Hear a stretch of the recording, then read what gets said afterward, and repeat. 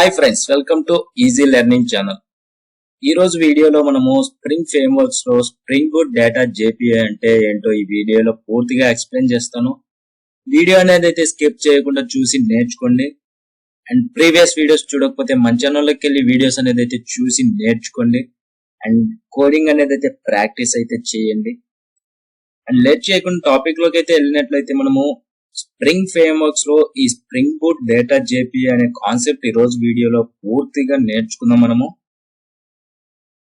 And spring Boot data JP అంటే మనము create entity classes with annotations.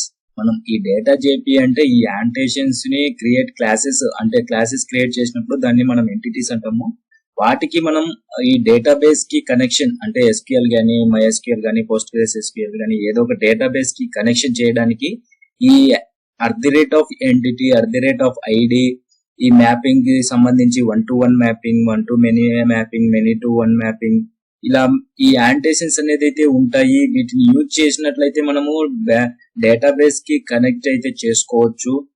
And we need to provide database details in application.properties file. మనకు ఒక spring boot application create చేసినప్పుడు మనకు అందులో application.properties లో మన డేటాబేస్ డీటెయిల్స్ అనేది అయితే అక్కడ ఇచ్చేసినట్లయితే ఆ తర్వాత మనం ఎంటిటీస్ కి ఈ యానోటేషన్స్ యూజ్ చేసినట్లయితే మనం రాసిన కోడింగ్ కి మనం పంపించే డేటాకి ఆ డేటాబేస్ కనెక్ట్ అయ్యి మనకు టేబుల్స్ అనేది అయితే క్రియేట్ అవుతుంది డేటాబేస్ లో. అది ఏ విధంగా చేయాలనేది అయితే మనం నెక్స్ట్ వీడియోస్ లో పూర్తిగా నేర్చుకున్నాము. అండ్ ఆ తర్వాత క్రియేట్ రిపోజిటరీ ఎక్స్టెండింగ్ ఇంటర్ఫేసెస్. మనము ఒక స్ప్రింగ్ బూట్ అప్లికేషన్ క్రియేట్ చేసినప్పుడు ఎంటిటీస్ క్రియేట్ చేసుకుంటాము, service implementations, service interfaces create చేసుకుంటాము. ఆ తర్వాత మన సర్వీస్ ఇంప్లిమెంటేషన్స్ లో బిజినెస్ లాజిక్స్ రాయడానికి ఈ రిపోజిటరీస్ అనేది ఒకటి క్రియేట్ చేసుకొని ఈ ఇంటర్ఫేస్ లో ఉన్న మెథడ్స్ ని మనము సర్వీస్ ఇంప్లిమెంటేషన్ లో లాజిక్స్ ని రాయడానికి యూజ్ చేస్తాం. ఆ మెథడ్స్ ఇక్కడ మనకు ఈ CRUD repository interface, JPA repository interface అనేది 2 ఇంటర్ఫేసెస్. వాటిలో ఉన్న మెథడ్స్ ని యూజ్ చేసి మనము సర్వీస్ ఇంప్లిమెంటేషన్స్ లో బిజినెస్ లాజిక్స్ అంటే మనకి కావాల్సిన CRUD ఆపరేషన్స్ అనేది అక్కడ రాసుకుంటాము. అది ఏ విధంగా రాయాలనేది అయితే నేను step by step next videos లలో చెప్తాను.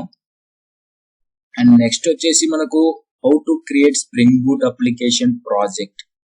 Main spring boot application project అంటే మనకు ఒక బ్యాక్ ఎండ్ లో ఒక ప్రాజెక్ట్ ని ఎలా క్రియేట్ చేసుకోవాలి, బ్యాక్ ఎండ్ వర్క్ అనేది అయితే నేను చెప్తాను.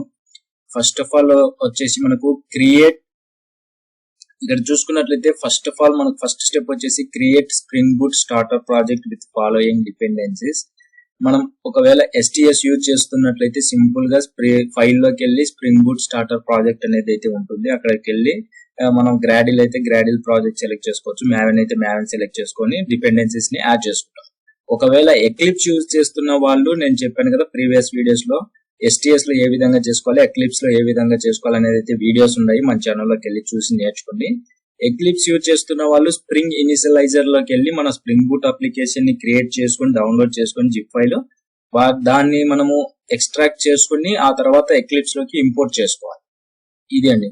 మనము first of all STS use చేస్తున్నట్లయితే Spring Boot starter project with following dependencies ని యాడ్ చేసుకొని ఈ dependencies Spring Web, Spring Boot data JPA, Postgres SQL, dev tools, Swagger అనేది అయితే మనం డిపెండెన్సీస్ యాడ్ చేసుకోవాలి. మనకి ఇక్కడ చూసుకున్నట్లయితే స్ప్రింగ్ ఫ్రేమ్వర్క్ అనేది అయితే స్ప్రింగ్ వెబ్ డిపెండెన్సీ ప్రొవైడ్ చేస్తుంది, స్ప్రింగ్ డేటా జేపీఏ ప్రొవైడ్ చేస్తుంది, పోస్ట్గ్రెస్ ఎస్క్యూఎల్ డ్రైవర్ ప్రొవైడ్ చేస్తుంది, డెవ్ టూల్స్ ప్రొవైడ్ చేస్తుంది.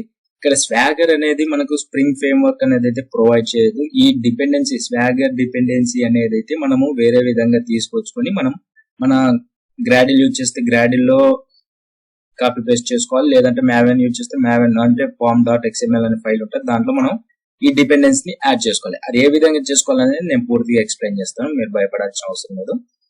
అండ్ నెక్స్ట్ వచ్చేసి create entity classes like student class కానీ, ఎంప్లాయీ క్లాస్ కానీ, మనం ఏ దాన్ని ప్రాజెక్ట్ చేస్తున్నామో దానికి క్లాసెస్ అనేది అయితే క్రియేట్ చేసుకోవాలి ఎంటిటీస్. అండ్ ఆ తర్వాత థర్డ్ స్టెప్ వచ్చేసి మనకు create services interfaces and service implementation classes and repository and extending CRUD repository. ఒక రిపోజిటరీ అనేది క్రియేట్ చేసుకొని ఎక్స్టెండ్ కీవర్డ్ చేసుకొని ఆ ఇంటర్ఫేస్ ని మనము ఎక్స్టెండ్ చేసుకోవాలి. అందులో ఉన్న మెథడ్స్ ని మనము సర్వీస్ ఇంప్లిమెంటేషన్ లో బిజినెస్ లాజిక్స్ లో రాస్తాం. లైక్ సేవ్ చేయడం కానీ ఫైండ్ బై ఐడితో క్యాచ్ చేయడం కానీ ఆ మెథడ్స్ ఫైండ్ ఆల్ మెథడ్స్ అవన్నీ యూజ్ చేస్తాము. అది ఏ విధంగా అనేది అయితే నేను ఎక్స్ప్లెయిన్ చేస్తాను. అండ్ ఫోర్త్ వచ్చేసి మనకు ఆటో వైడ్ this repository in service class or controller class. మనకి ఇక్కడ ఆటో వైడ్ ఆంటేషన్ ఎందుకు యూజ్ చేస్తామంటే ఇప్పుడు మనం సర్వీస్ ఇంప్లిమెంటేషన్ లో ఈ రిపోజిటరీ ఏదైతే క్రియేట్ చేసుకున్నామో repository class repository interface create చేసుకుని ఎక్స్టెండ్ కీవర్డ్ యూజ్ చేసి జేపీఏ రిపోజిటరీ కానీ క్రట్ రిపోజిటరీ కానీ ఏదైతే చేసుకున్నామో అందులో ఉన్న మెథడ్స్ ని మనం డైరెక్ట్ గా సర్వీస్ ఇంప్లిమెంటేషన్ లో రాసుకోవడానికి ఆటో వైడ్ అనేది అయితే యూజ్ చేస్తాం. అంటే ఆ క్లాస్ లో ఉన్న మెథడ్స్ ని మనం డైరెక్ట్ గా ఇక్కడ యూజ్ చేసుకోవచ్చు.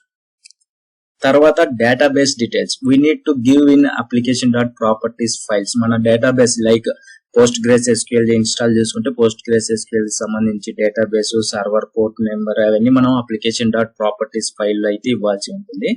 నేను అవన్నీ ప్రొవైడ్ చేస్తాను, ఏం భయపడాల్సిన అవసరం లేదు.